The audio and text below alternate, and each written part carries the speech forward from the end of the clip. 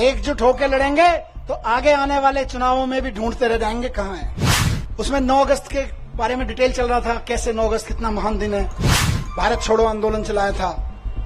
10:30 बजे ऑर्डर आ गया बेल का। मैं आंखें बंद की, मैंने भगवान से पूछा ये है क्या? 9 अगस्त भारत छोड़ो के दिन बेल दे रहे हो, चक्कर क्या है? अंदर से आवाज आई कि भारत छोड़ो के दिन इसलिए दे रहे हैं क्योंकि जेल से बाहर निकलो और तानाशाही भारत छोड़ो की आवाज लगाओ। आम आदमी पार्टी के नेता और दिल्ली के पूर्व मुख्यमंत्री मनीष सिसोदिया तिहाड़ जेल से बाहर आने के एक दिन बाद पार्टी मुख्यालय में कार्यकर्ताओं को संबोधित किया। उन्होंने इस दौरान बीजेपी पर जमकर हमला बोला। साथ ही विपक्षी दलों से एकजुट होकर बीजेपी को सत्ता से उखाड़ फेंकने का आह्वान किया। उन्होंने बीजेपी को निशाने पर लेते हुए कहा कि भारत को 2047 तक विकसित राष्ट्र बनाना है तो एक एक बच्चे के लिए शानदार सरकारी स्कूल बनाना होगा। निजी स्कूलों की फीस को कंट्रोल में रखना होगा। अगर कोई यह कहता है कि सभी के लिए शिक्षा और स्वास्थ्य की व्यवस्था किए बगैर देश को विकसित राष्ट्र बना देंगे तो वो बड़ा जुमलाबाज होगा। उन्होंने कहा कि अगर बीजेपी वालों को लगता है कि मनीष सिसोदिया को रोककर दिल्ली के बच्चों को अच्छी शिक्षा नहीं दिलाने देंगे तो वे भुलावे में हैं। इसके लिए मैं अपनी जान की बाजी लगा दूंगा। बीजेपी वालों को वैसा नहीं करने दूंगा। मनीष सिसोदिया ने पार्टी कार्यकर्ताओं से कहा कि मैं जेल से बाहर आ गया हूं। अब लोगों से कहूंगा कि सीएम अरविंद केजरीवाल इसलिए जेल में नहीं है कि उन्होंने बुरे काम किए, बल्कि वो जेल में इसलिए हैं कि दिल्ली वालों के लिए बेहतर शिक्षा, स्वास्थ्य और अन्य सुविधाओं की उन्होंने व्यवस्था की। पार्टी कार्यकर्ताओं से कहा, आपकी आंसुओं ने ही मुझे ताकत दी है। मुझे उम्मीद थी कि 7 से 8 महीने में न्याय मिल जाएगा, लेकिन कोई बात नहीं, 17 महीने लग गए। 17 महीने भले ही लग गए, लेकिन जीत ईमानदारी और सच्चाई की हुई है। भगवान के घर में देर है अंधेर नहीं है। बीजेपी वालों ने बहुत कोशिशें की। उन्होंने सोचा अरविंद केजरीवाल, मनीष सिसोदिया और संजय सिंह को जेल में डालेंगे तो हम सड़ जाएंगे। दिल्ली के सीएम अरविंद केजरीवाल जी को तिहाड़ जेल से संविधान की ताकत बाहर निकालकर लाएगी। जेल जाने से पहले मैंने आप लोगों से कहा था, हम भगत सिंह के चेले हैं, किसी से डरने वाले नहीं हैं, न तो सरकार की जेलों से और न ही षड्यंत्रों से। मैंने सारी बात इसलिए कही क्योंकि तानाशाही की लड़ाई है, और ये तानाशाही मेरे लिए नहीं, अरविंद केजरीवाल जी के लिए नहीं, आम आदमी पार्टी के कार्यकर्ताओं नेताओं के लिए नहीं, विपक्ष के पार्टी कार्यकर्ताओं नेताओं के लिए नहीं, देश के एक एक आदमी को बचाने के लिए है। इसलिए आज कल जब सुबह बेल का ऑर्डर आया, उससे पहले मैं ऐसे ही टीवी देख रहा था, उसमें 9 अगस्त के बारे में डिटेल चल रहा था, कैसे 9 अगस्त कितना महान दिन है, भारत छोड़ो आंदोलन चलाया था। 10:30 बजे ऑर्डर आ गया बेल का। मैं आंखें बंद की, मैंने भगवान से पूछा ये है क्या? 9 अगस्त भारत छोड़ो के दिन बेल दे रहे हो, चक्कर क्या है? अंदर से आवाज आई कि भारत छोड़ो के दिन इसलिए दे रहे हैं क्योंकि जेल से बाहर निकलो और तानाशाही भारत छोड़ो की आवाज लगाओ। तानाशाही भारत छोड़ो। इस तानाशाही का शिकार हर आम आदमी हो रहा है। तानाशाही भारत छोड़ो की आवाज उठानी पड़ेगी गली गली में, मोहल्ले मोहल्ले में।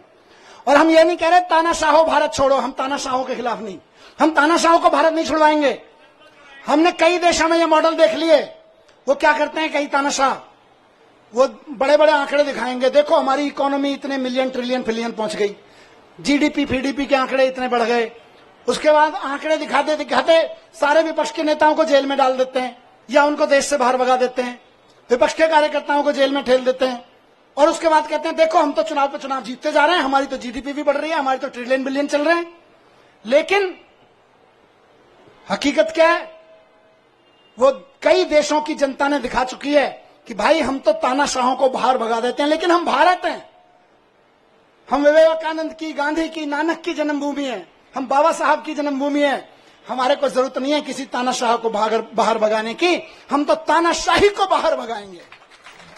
तो तानाशाही भारत छोड़ो, भारत छोड़ो, भारत छोड़ो, तानाशाही भारत छोड़ो, भारत छोड़ो, भारत छोड़ो, तानाशाही भारत छोड़ो, भारत छोड़ो, भारत छोड़ो। तानाशाही आज हमारे और आपके जीवन के लिए, एक आम आदमी के जीवन के लिए खतरा बन गई है, इसको छुड़वाना पड़ेगा।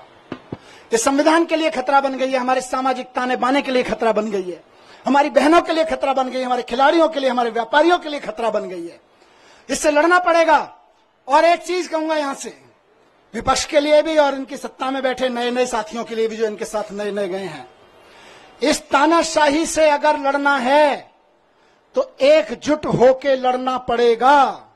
ये ना सोचें कि आज आम आदमी पार्टी के कार्यकर्ता और नेता जेल में हैं, कल नंबर आपका भी आएगा, कल नंबर उनका भी आएगा जो दूसरे पक्ष में बैठे हैं या इधर के पक्ष में बैठे हैं। कल नंबर उनका भी आएगा जो इधर नए नए गए हैं कि हम तो इनके साथ हैं। एनडीए के साथियों को भी कहना चाहता हूं, उनके साथ जो गए हैं, और इंडिया गठबंधन के भी एक एक आदमी को और बाकी सब पार्टियों के साथियों को कहना चाहता हूं, पार्टी की जिंदगी के लिए नहीं, नेताओं की जिंदगी के लिए नहीं, देश के लिए इकट्ठा होकर लड़ना पड़ेगा, देश के लिए इकट्ठा होकर लड़ना पड़ेगा। और आज कह रहा हूं इस मंच से कि अगर देश के पूरे विपक्ष के नेता पूरी ताकत से एक बार हुंकार भर देंगे तो आज देश में वो माहौल है कि अरविंद केजरीवाल जी 24 घंटे के अंदर बाहर आ जाएंगे। अगर देश के विपक्ष के नेता एकजुट होकर हुंकार भर देंगे तो केजरीवाल जी केवल और केवल 24 घंटे के अंदर जेल से बाहर आ जाएंगे। मैं आज लिख के दे रहा हूं आपको, लेकिन इकट्ठे होकर करना पड़ेगा। ये मत सोचिए अभी तो केजरीवाल जी गए, जब हम पे आएगी तो देखेंगे, नहीं, सब पे आई हुई है। सबको इकट्ठे होकर लड़ना पड़ेगा, सबको इकट्ठे होकर चुनाव भी लड़ने पड़ेंगे, लड़ाइयां भी लड़नी पड़ेंगी, कानूनी लड़ाइयां भी लड़नी पड़ेंगी। और एकजुट हो गया तो इस चुनाव में तो दिखाई दिया कि 400 पार ढूंढते रह गए। एकजुट होकर लड़ेंगे तो आगे आने वाले चुनावों में भी ढूंढते रह जाएंगे कहां है, 0 पार, बस सीधे कहा 0 पार। तो ये कोई ये ना सोचे कि अलग अलग लड़ लेंगे, जब हमारी लड़ाई आएगी तो लड़ लेंगे। लड़ाई सबकी है, लड़ाई देश की है, लड़ाई एक एक भारत के नागरिक की है।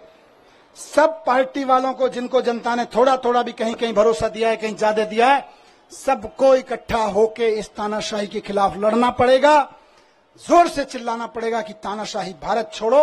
और जिस दिन तानाशाही भारत छोड़ो का नारा हर गले से निकल गया, केजरीवाल जी सबसे पहले जेल से बाहर आएंगे। हेमंत सोरेन जी आ गए ना, देखो कितनी दिन मुझे निकाला, अभी अरविंद जी भी आएंगे। लेकिन सबको करना पड़ेगा, ऐसे नहीं कि सब। तो मैं बस यही कह रहा हूं कि आम आदमी पार्टी की तरफ से तो आज हम भरोसा दिलाते हैं कि दिल्ली के चुनाव में भी और बाकी चुनावों में भी पूरे देश में, कश्मीर से लेकर कन्याकुमारी तक, एक एक घर में इस आवाज को उठाएंगे, एक एक शहर, एक एक नगर में इस आवाज को उठाएंगे और बता देंगे कि हमारे इरादे कितने फौलादी हैं। तुम चाहे जितनी यातनाएं दे लो, तुम चाहे जितने जुल्म कर लो, जब तक इस देह में प्राण रहेगा और माथे पे संविधान रहेगा, इस दिल में हिंदुस्तान रहेगा। भारत माता की, भारत माता की।